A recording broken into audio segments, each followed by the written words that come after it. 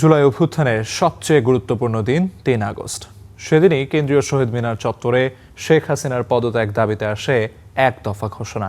এতে পাল্টে যায় আন্দোলনের গতিপথ, তৈরি হয় গণ অভ্যুত্থানের শক্ত ভিত। তবে সমন্বয়কদের জন্য সে সিদ্ধান্ত নেওয়া সহজ ছিল না। নাহিদ ইসলাম ও আসিফ মাহমুদের দাবি, শুরুতে এ কথা কোনো রাজনৈতিক দলই জানত না। মাজহারুল ইসলামের রিপোর্ট।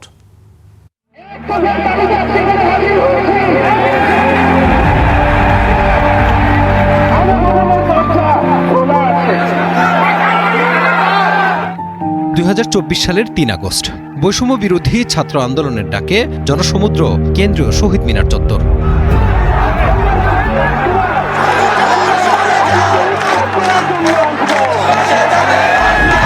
সেই সমাবেশ থেকে আসে এক দফা শেখ হাসিনার পদত্যাগের দাবি।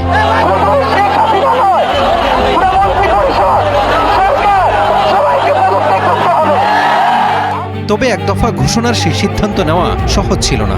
সমন্বয়করা বলছেন, দমন পীড়নের শঙ্কা মাথায় নিয়েই সেখানে সমবেত হয়েছিলেন তারা। সবাই রিস্ক নিয়েই ওই দিন সিদ্ধান্ত নেই যে শহীদ মিনারে গিয়ে এক দফা ঘোষণা হবে।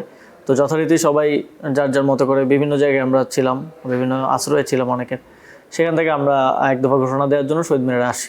তারিখের ঘোষণা ছিল আমাদের অসহযোগ আন্দোলনের। আমরা অসহযোগিতা করব এই সরকারকে সর্বাত্মকভাবে, এবং আমরা এরকম 10-12টা আমরা নির্দেশনা ছিল। এক দফার সিদ্ধান্ত নিজেদের মধ্যে আলোচনার মাধ্যমেই নিয়েছিলেন সমন্বয়করা। শুরুতে এতে কোনো রাজনৈতিক দলের সংশ্লিষ্টতা ছিল না, তবে পরে তা জানানো হয় আন্দোলনে যুক্ত অন্যান্য ছাত্র সংগঠন ও অংশীজনকে। সমন্বয়কদের মধ্যে যাদের সাথে যারা কোর সমন্বয়ক 15-20 জন, আমাদের ধারাবাহিকভাবে দফায় দফায় মিটিং হচ্ছিল। তো আন্দোলনের মোটামুটি সেন্ট্রাল ক্যারেক্টার হিসেবে তো নাহিদ ইসলাম, সে পর্যন্ত নাহিদ ইসলাম অর্গানিকভাবেই উঠে এসেছিলেন। তো সেই জায়গা থেকেই এক দফাটা উনি ঘোষণা করবেন, এটা সবাই অ্যাগ্রিড হয়। তৈরি করার ক্ষেত্রে সব রাজনীতিবিদদের একটা কনসেনসাস ছিল এক দফা শেখ হাসিনার পতনের ঘোষণাটা হবে। এখন এটার ভাষা কী হবে এটা নিয়ে আমাদের মধ্যে অনেক আলোচনা হয়েছে।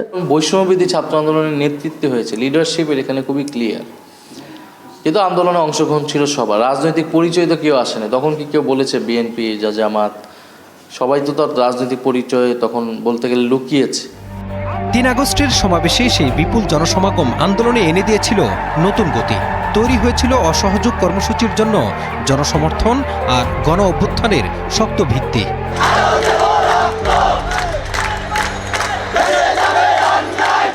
Mazharul Islam, star news, Dhaka.